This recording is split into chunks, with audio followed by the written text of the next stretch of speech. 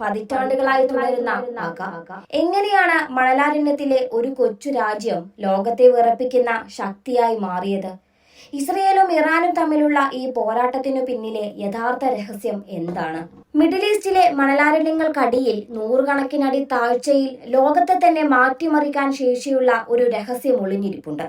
ഇസ്രയേലിന്റെ മിസൈലുകൾക്കും അമേരിക്കയുടെ അത്യാധുനിക ബോംബുകൾക്കും പോലും തകർക്കാൻ കഴിയാത്ത പാറക്കൂട്ടങ്ങൾക്കടിയിൽ ഇറാൻ എന്ത് ചെയ്യുകയാണ്?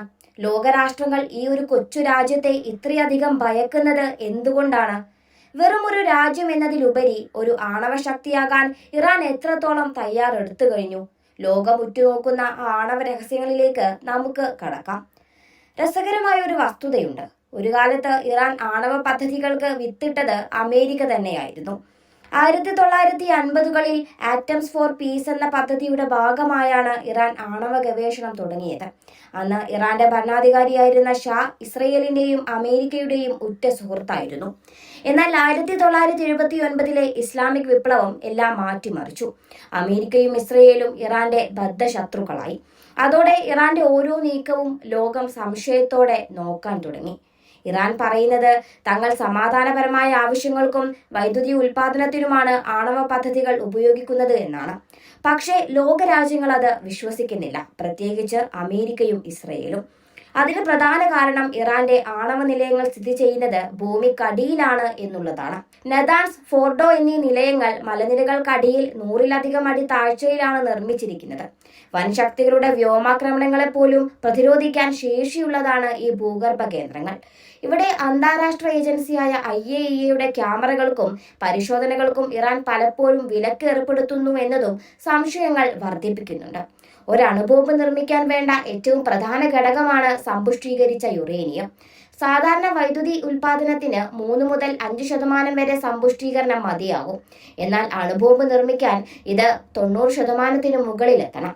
2015-ൽ അമേരിക്കയും ഇറാനും തമ്മിലുണ്ടായിരുന്ന ആണവ കരാറിൽ നിന്ന് 2018-ൽ ഡൊണാൾഡ് ട്രംപ് ഏകപക്ഷീയമായി പിന്മാറിയതോടെയാണ് ഇറാൻ ഇതിന്റെ വേഗത കൂട്ടിയത്.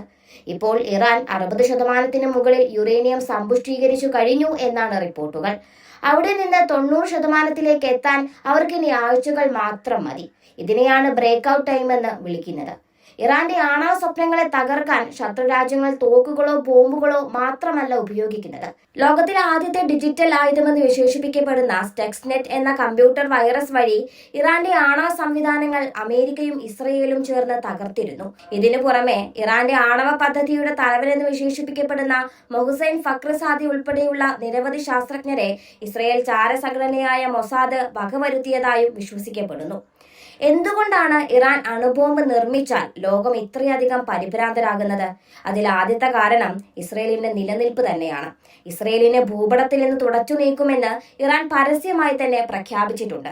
രണ്ടാമത്തെ കാരണം മിഡിൽ ഈസ്റ്റിലെ ആയുധ മത്സരമാണ്. ഇറാൻ അണുബോംബ് നിർമ്മിച്ചാൽ സൗദി അറേബ്യയും തുർക്കിയും അതേ പാത പിന്തുടരും. ഇത് ലോകത്തെ തന്നെ ഏറ്റവും അപകടകരമായ മേഖലയായി മിഡിൽ ഈസ്റ്റിനെ മാറ്റും.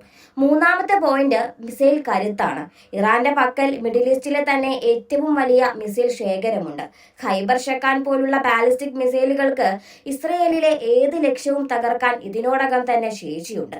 ഇറാൻ ആയുധം നിർമ്മിക്കുമോ അതോ ലോകം അവരെ തടയുമോ? മിഡിൽ ഈസ്റ്റ് വീണ്ടും ഒരു വലിയ അഗ്നിപർവ്വതത്തിന് മുകളിലാണോ ഇരിക്കുന്നത്? വരും ദിവസങ്ങളിൽ ലോകരാഷ്ട്രീയം എങ്ങോട്ട് തിരിയുമെന്ന് നമുക്ക് കാത്തിരുന്ന് കാണാം.